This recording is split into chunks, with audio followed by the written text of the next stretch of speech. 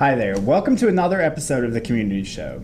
On this week's show, we're going to have what's going on, news and events from Floyd and Wytheville, and then we're going to have sports action with sports from Floyd County, Fort Chiwell, and George Wythe High Schools. And then on this week's Something to Chat About, we're going to have our first safety tip sponsored by the Citizens Safety Team to give you some tips on Halloween, which is coming up. And then after that, we're going to have this week's Healthy Living segment with Lenise Anderson. So stay tuned and we'll be right back.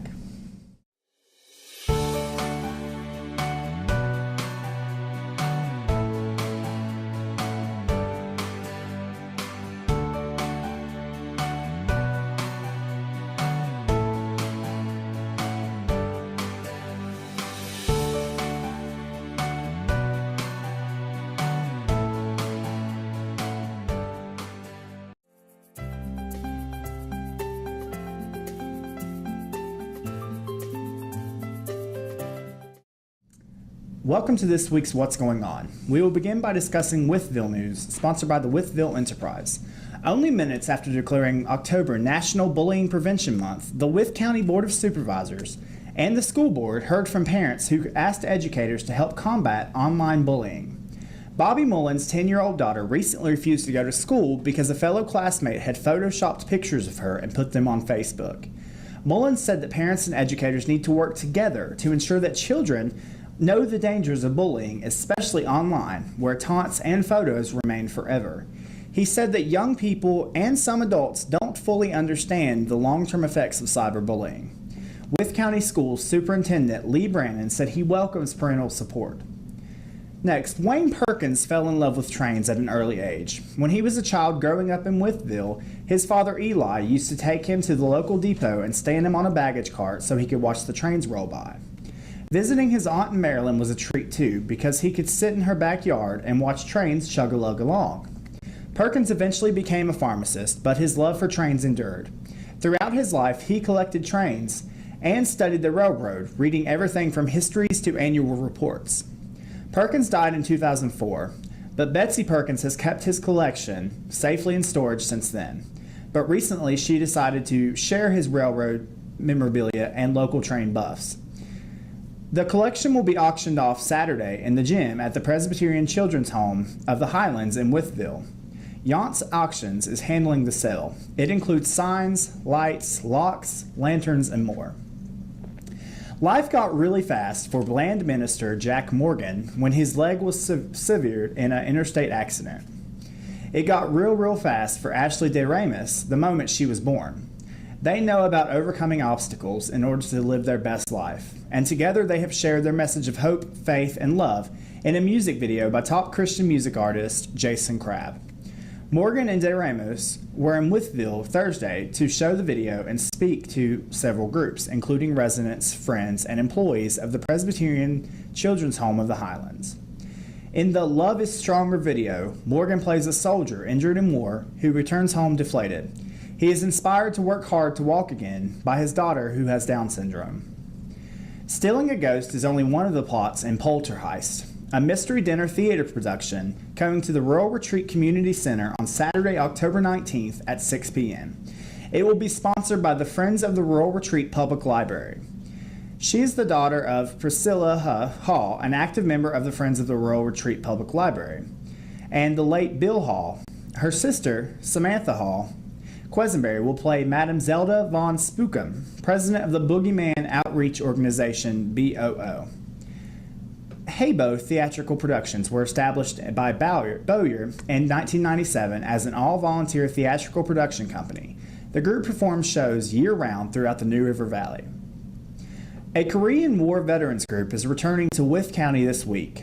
Members of the 32nd Regiment, 7th Division, arrive Wednesday at the Comfort Inn at Fort Chiwell and leave on Saturday, October 19th. While the reunion is for the 32nd Regiment, 7th Division, it is open to all veterans, their relatives, and the general public. More than 16 Korean War veterans, their wives, and or widows from across the country are expected to attend.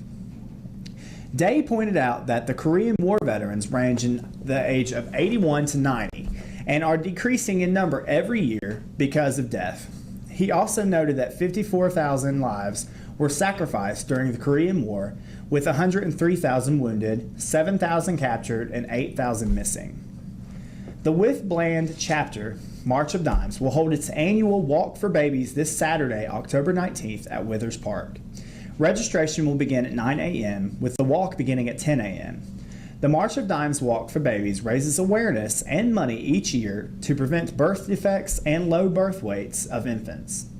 It also provides information and educational materials to expectant mothers. There will be free food, drinks, face painting, inflatables, and music. A West Virginia man who, along with his girlfriend, went on a 2-county burglary spree earlier this year got more prison time this week. Thomas Lee Dunn, aged 42, of Princeton, pleaded guilty to 6 felonies on Monday in Wythe County Circuit Court. He was given a 5-year active prison sentence in order to make restitution to the victims. Last month, Dunn was sentenced to 4 years and 6 months in prison on similar Bland County charges. Co-defendant Emily Christine Atkins of Canova, West Virginia, was sentenced to time served in Bland County and 5 months in Wythe County. According to police and prosecutors, the pair broke into homes and took jewelry, firearms, and other items while they were staying at a Bland County motel in January. Police caught and arrested them at a Bland County gas station where they dumped some of the stolen property. Moving on to Floyd news, sponsored by the Floyd Press. Mabry Mill and Gift Shop, a major attraction along the Blue Ridge Parkway, reopened Friday. The venue closed October 1st due to the federal governmental shutdown. Kelly Lundgren McCollum, Chief of Staff for the 9th District Congressman Morgan Griffith, said he and Mabry Mill concessionaire Karen Ratcliffe had worked out the arrangement. No details were available. Lundgren McCollum said Ratcliffe is working to get about 30 laid-off employees back to the job, and on Friday they will be serving pancakes. The menu will be limited until Mabry Mill can restock. Another incident of the man in an unmarked car with a blue light occurred over the weekend. This time, there is video. Several incidents have been reported since the first time the Floyd County Sheriff's Office was notified on September 17th that a man had stopped a female driver on Franklin Pike at 10:58 p.m. The man had a blue light over his sun visor inside his vehicle, as some police officers do, but he was not with law enforcement. After the driver pulled her car over, the man came to her car and asked to see her driver's license. And then, after he gave her the license back, he told her to turn her car off and come back to his vehicle. The driver had stopped her car in front of Skyline Nursing Home, and when employees from that business came out, the man got in his vehicle and drove away. The man had a reddish beard and was wearing some sort of gray uniform. Incidents were reported, and the man was later described as having a stocky build. On Sunday, about 7:30 a.m., the man's vehicle with blue light on passed a car on the right-hand side in front of the Kangaroo convenience store on Main Street in Floyd. The vehicle then continued north on Route 221. Investigator Jeff Dalton said that the incident was captured on the store's video and showed the man driving a burgundy-colored Crown Victoria that looks similar to the ones that police drive. Funeral services were held last week for Thomas Kent Trey Weeks III and Stephanie Weeks, who passed away as a result of a motorcycle accident in Myrtle Beach, South Carolina. Parents of a young daughter, Trey, 43, and Stephanie, 36, are remembered by family and friends as an outgoing couple. They were part of close-knit families who celebrated special occasions together. Both had a love for motorcycles and enjoyed making the trip to Myrtle Beach for Bike Week in the fall. On Friday, October 4th, 2013, they were riding their 2006 Boss Hog on the Highway 17 bypass when the vehicle left its southbound lane, crossed an elevated median, and entered the northbound lane, striking a 2004 Chevrolet Trailblazer on the driver's side. Trey died at the scene, but Stephanie was taken to a local hospital. She passed away on October 5th. The two people in the SUV had minor injuries. They were taken to the hospital, treated, and then released. The Saturday speaking engagement for Duck Dynasty star and Duck Commander CEO Willie Robertson at Viking Hall Civic Center in Bristol has been postponed until Saturday, April 12, 2014. Robertson will speak at the fundraiser to benefit Family Ministries' school expansion project.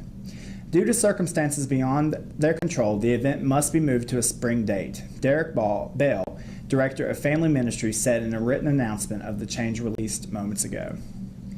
The William Morris Agency, who represents the Robertson family, has apologized for any inconvenience this personal scheduling conflict might cause ticket holders. The people at Family Ministries say they're very sorry for the inconvenience this date has changed, and it will cause ticket holders, but unfortunately, they will have no control over the situation. Tickets already purchased will be honored at the new event date of Saturday, April 12th, 2014. Tickets are still available at the Viking Hall Civic Center or online at www.etix.com or by phone by calling 423-764-0188. Two events are happening over the next few weeks here at Citizens. The first is this coming Saturday, October 19th. Citizens will be having their annual meeting. Registration begins at 11 o'clock and the meeting will begin at 12:30. Stop by to hear what your cooperative is up to, get some free gifts, and hear some great speakers. The next event at Citizens is our annual Red Carpet event, with this year being a somewhat scarier theme than last year. Stop by and get pictures of your kids, candy, snacks, and games, all for free. The event begins at 4 p.m. and will run until 8 p.m. And that is all for this week's What's Going On. We'll next move on to sports action. Floyd Express Market at 609 East Main Street in Floyd is your local convenience store serving Floyd County since 1989. They offer easy access to both gas and diesel pumps and is a Virginia lottery retailer. Their deli, open daily, specializes in barbecue sandwiches, hot dogs, and homemade biscuits with ham, sausage, tenderloin, steak, chicken, and gravy. Floyd Express Market is open Sunday through Thursday, 5:30 a.m. to 11 p.m., and Friday and Saturday, 5:30 a.m. to midnight.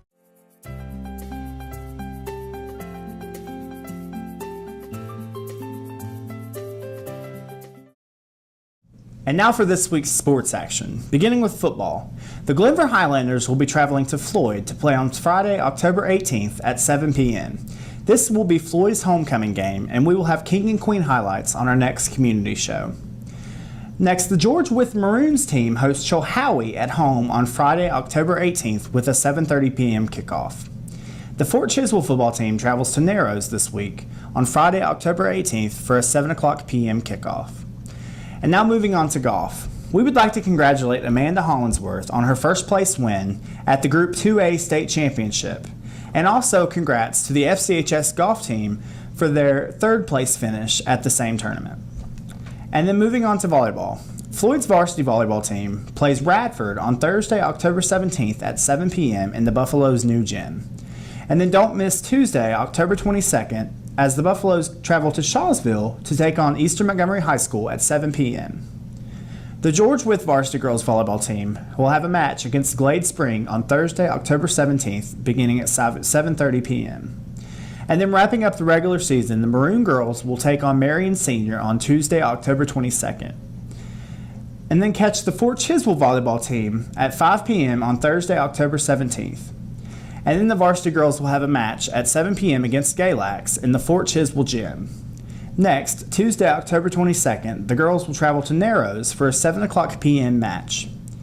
And then moving on to cross country, Floyd's cross country teams will compete in the Running with the Wolves on Saturday, October 19th, beginning at 10 a.m. And then the George Wythe cross country teams travel to Abingdon for a meet on Thursday, October 17th, beginning at 4:30 p.m. And finally, in competition cheerleading, Floyd Competition Cheer will be competing in Conference 38 on October 24th at James River, beginning at 5 p.m. And that is all for this week's sports action.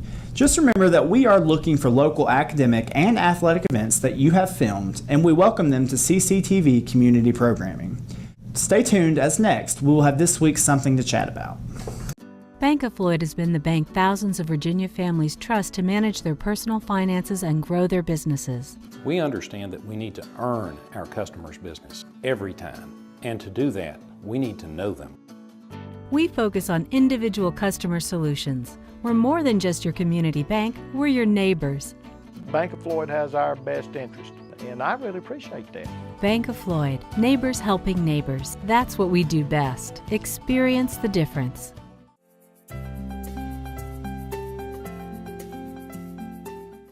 Hello, this is Cindy Weaver with Citizen Safety Team. For this week's safety moment, we will share with you some Halloween safety tips. Tip number 1, walk safely. Children under 12 should trick or treat and cross streets with an adult. Cross the street at corners using traffic signals and crosswalks. Look left, right, and left again when crossing and keep looking as you cross. Walk, don't run across the street. Teach children to make eye contact with drivers before crossing in front of them. Always walk on sidewalks. If there are no sidewalks, walk facing traffic as far to the left as possible. Children should walk on direct routes with the fewest street crossings. Watch for cars that are turning or backing up. Teach children to never dart out into the street or cross between parked cars. Tip 2. Trick or treat with an adult. Children under the age of 12 should not be alone at night without adult supervision. If kids are mature enough to be out without supervision, they should stick to familiar areas that are well lit and trick or treat in groups. Tip 3. Keep costumes both creative and safe. When selecting a costume, make sure it is the right size to prevent trips or falls. Decorate costumes and bags with reflective tape or stickers and, if possible, choose light colors. Choose face paint and makeup whenever possible instead of masks, which can obstruct a child's vision. Choose face paint and makeup whenever possible instead of masks, which can obstruct a child's vision. Have kids carry glow sticks or flashlights to help them see and be seen by drivers. Tip 4. Double check candy and costumes. Check treats for signs of tampering before children are allowed to eat them. Remind children to eat only treats in original unopened wrappers. Candy should be thrown away if the wrapper is faded or torn, or if the candy has been unwrapped. While glow sticks are good for visibility, remember that the liquid in glow sticks is also hazardous, so parents should remind children not to chew on or break them. Look for non-toxic designations when choosing Halloween makeup. Tip 5. Use caution while driving on Halloween. Slow down and be especially alert in residential neighborhoods. Children are excited on Halloween and may move in unpredictable ways. Take extra time to look for kids at intersections, on medians, and on curbs. Enter and exit driveways and alleys slowly and carefully. Eliminate any distractions inside your car so you can concentrate on the road and your surroundings. Drive safely, anticipate heavy pedestrian traffic, and turn your headlights on earlier in the day to spot children from greater distances. Bell's Towing and Recovery, located at 222 East Main Street in Floyd, provides auto and truck towing and recovery services, vehicle lockout service, and secure auto storage with weekend access. They have two 21-foot rollback towing trucks equipped with four-wheel drive for those winter days. Contact owner Tommy Bell 24 hours a day at 540-745-3364. Bell's Towing and Recovery, serving Floyd County and surrounding areas for over 30 years.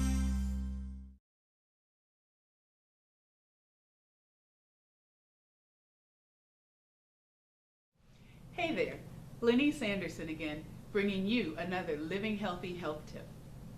Today, healthcare is all too often sick care. Unsustainable cost, poor outcomes, and dwindling patient satisfaction all point to the need for change. But by whom? How about you? What if you moved from a point of managing illness to building your health and preventing illness altogether? Here are 5 simple changes that you can make that'll put you on the path to health and wellness.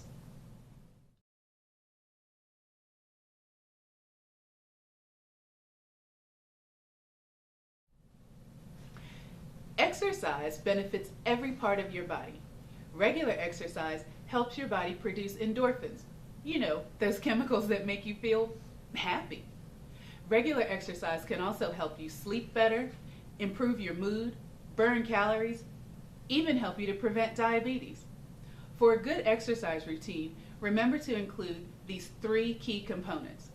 Aerobic exercise to help strengthen your heart, strength training to help strengthen those other muscles, and flexibility training to help keep your body agile and to help prevent everyday injuries.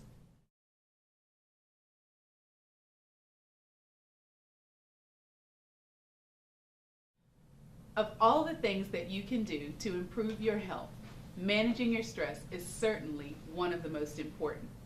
No matter how great of a diet you have or how much exercise you're getting in, if you're not managing your stress well, you're still susceptible to illness. Changing your thoughts or perspectives about situations that you find stressful will help you manage those situations more effectively. And be mindful of your self-talk. Change it to something more positive. Also be aware when you're using cliches like same stuff, different day. It's a new day, and new things can happen. Remember, as a man or a woman thinks, so he or she is.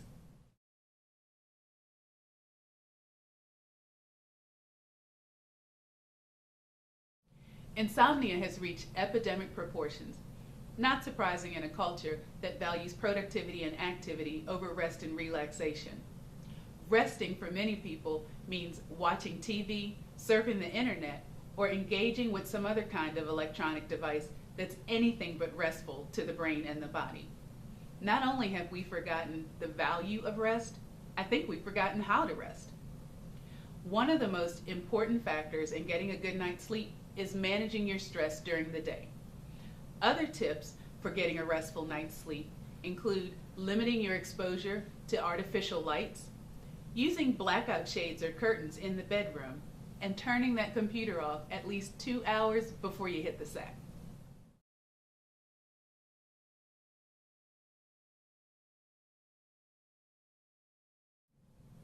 Drinking enough water has amazing health benefits. Every cell in your body depends on having enough water to function properly.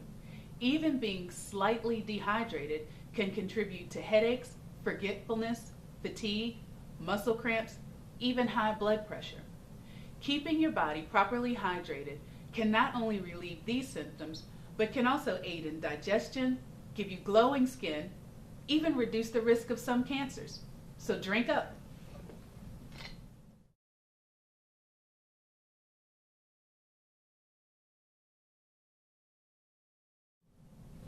Take charge of your health and make the shift from a focus on disease management to one of prevention.